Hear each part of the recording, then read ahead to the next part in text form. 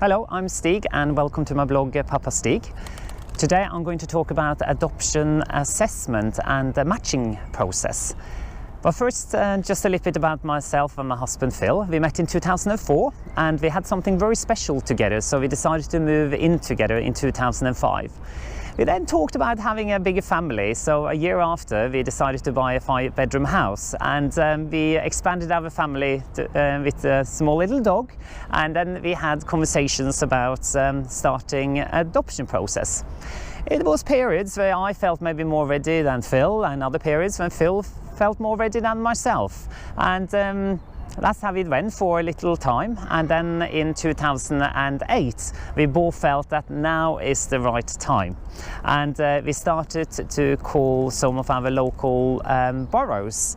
And in the beginning we sadly got messages like, no, we have enough adopters on our books, or some authorities were telling us that no, they had enough same-sex couples on the books. Well, we didn't give up. We were very determined that we wanted to have a big family, and we knew that there was about 60,000 children out there in the UK which needed a loving and caring home, and we felt that we had something very special to give.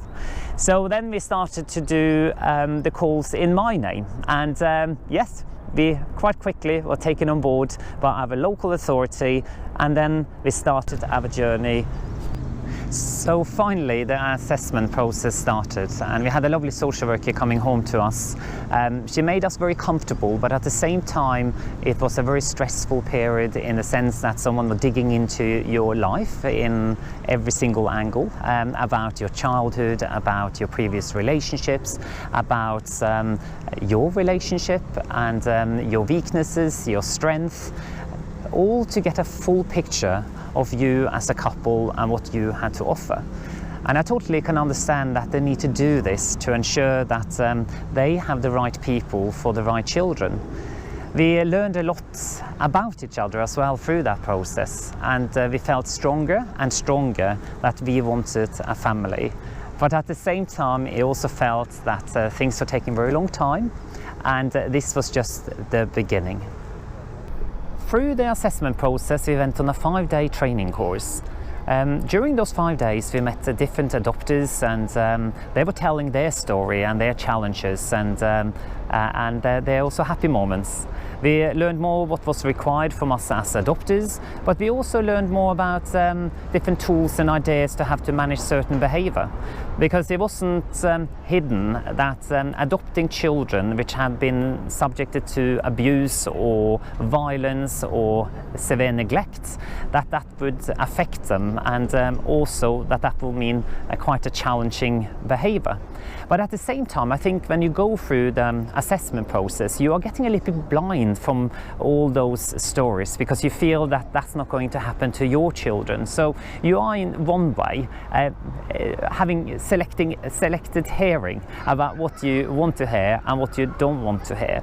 But at the same time, it gave us a very good picture. Phill and I, we thought of going down the road of adopting first one child and do the assessment again for more children. But quite early on we decided that let's go and adopt a sibling group. Early on in the training, we were actually approached if we were interested in adopting a sibling group of 4 girls, and we were really thinking about that and wanted to do it, but then in the end they decided that the girls needed to be splitted up. So as you can understand, it was a very sort of mixture of different emotions, because you were building up your hope for creating a family, and then you were presented to certain children, but then the plan was changing, and then you were just continuing the process, waiting for that moment where they were starting to match you with some children. And in the end of the assessment process, it was a massive report written about us, and we had gone through the training courses, and we were really ready to now being matched. We went through to the adoption panel in November 2009. We were quite nervous about that day, because it was so important for us to actually get the go-ahead from the panel. But at the same time, we were also prepared that a member on the panel were a little bit homophobic, so we were quite nervous when we went into the room, and you can visualize that it was sitting like 10 people there asking you lots of personal questions, and trying to figure out if you were capable to adopt or not. So our future as a family was in the hands of the panel. But on a very positive note was that it was a very positive experience, and also the member in the panel which was skeptical to men adopting, he was very positive to us, and we were then approved by the adoption panel. So we then started the waiting game, waiting for being matched with our future children. The adoption panel approved us for up to 4 children. It was around the same time that our social worker called us and told that she had a match with us, a little girl called Katie. We were so excited, we were overexcited, and it was actually on Phil's 40th birthday, and we talked about it through the whole evening when we were celebrating his birthday. But sadly, a couple of days later, we were told that the judge overruled and the matching couldn't go ahead.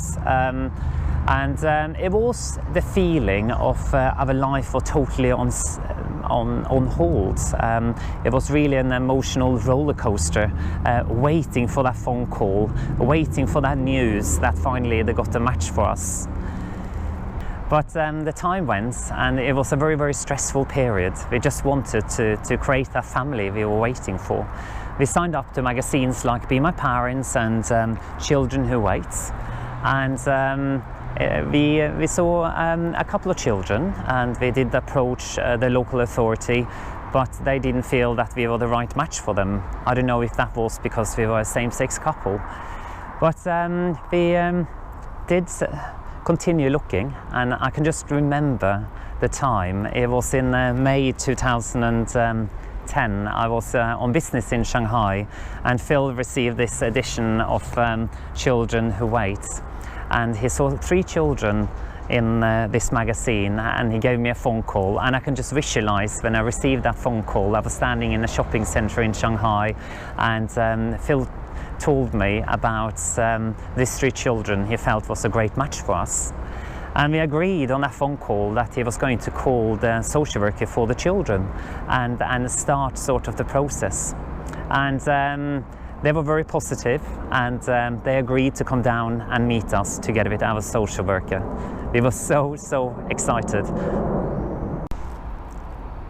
Finally, the day arrived, and I can remember that I picked up the 3 social workers from the tube station, and Phill was home preparing the sandwiches, and as soon as we arrived home, we were sitting down and we were just chit-chatting and talking through what we could offer the 3 boys. We had also prepared ourselves, and we read through the report about the children, and we were trying to understand sort of what they had been through. It was very hard to read also through the between the lines about how severe neglected they had been, and all the violence they had seen and heard. And it was not very clear either how this will then affect them in the future as well. So it was lots of uncertainty. But at the same time, I think we just put that a little bit to the side because we felt that this was the right match for us. I remember that they showed us a video of the 3 boys playing in a park. It was just so exciting for me and Phill to see the 3 boys. And the meeting went really well. We said goodbye to them, and not very long after, when they were sitting on the train up the north of England, they called our social worker, and they gave some very positive feedback. But the only thing which was playing our minds was that they approached us to see if we were also interested in having only 2 of them, because they already had started to discuss the opportunity to split them up. It was really a difficult decision for us, and we talked about it, but it was very clear for us that we decided that we wanted all 3 of them, and if not, we wouldn't go ahead. So we insisted that we wanted to keep the 3 boys together, and we were prepared to take all 3 on board. We all agreed to continue the matching process for the 3 boys, and all the social workers were starting to prepare all the paperwork they needed to do. It was quite a stressful period because we just wanted the boys to move into us, but we knew that we had to go through another hurdle, the matching panel. We also received information that our youngest son's foster family had a breakdown, so they were desperate to try to find another foster family for him. But finally we got the great news that the foster family for our 2 older boys were prepared to take him on board because we were lined up. So that was a great opportunity for all the 3 boys to finally be together for a couple of months as a preparation for moving home to us. As part of the preparation, they organised in September 2010 a Life Appreciation Day. On this day, they invited people who had been involved in the children's lives, like foster carers, teachers, social workers, and it was a very interesting day when we were sitting there with about 14 people talking through the journey of our 3 boys. And that gave us quite some good insight as well to the boys. And just a couple of weeks later, after that, we were going up again for this time to go to the matching panel. The next 2 weeks were taking ages. I felt that the time was going so slow because I couldn't wait for the day when we were going to go ahead to meet the matching panel. We had already prepared the bedrooms for the boys. We had prepared some lovely books to them each, telling them about us, our family, about the school, and the same also in a DVD, all to be given to the boys if we passed the matching panel, so they could be prepared for the day when we were going to meet them. So everything was relying on the 12 members of the matching panel, and of course the journey up to north of England was long. It felt that way. We were travelling up there with our social worker, and we were just waiting for the moment to go in and see the panel. We had been very well prepared for that moment, and we were answering all the questions they had. And it didn't seem like they were very skeptical to us. It seems like they were very positive, which was a good feeling. And also when we went out from that meeting, our social worker said that it went very well. But obviously we didn't know the full outcome before the leader of the panel were coming into us to give us their decision. And those seconds or minutes it took were taking time. But it was just unbelievable to get the message that they had approved us and the match was going ahead. So now it was all about going home and getting ready for the big introduction day. And from the introduction, I was going to have a year of work as well to spend all my time together with our children. So in my next video blog, I will tell you about our first meeting with the boys. I will share also our introduction video we made for our boys, and also what kind of preparations, other preparations we did for the children, but also what preparations we did. And also I will share then also the introduction we had with the boys until they moved into us in our house. So thank you so much for listening to my blog.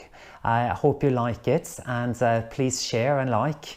You can also follow me on Facebook, Twitter and Instagram, and you can also subscribe to my YouTube channel, Papa Stig. So have a great day and see you soon. Bye. Follow me on papastig.com.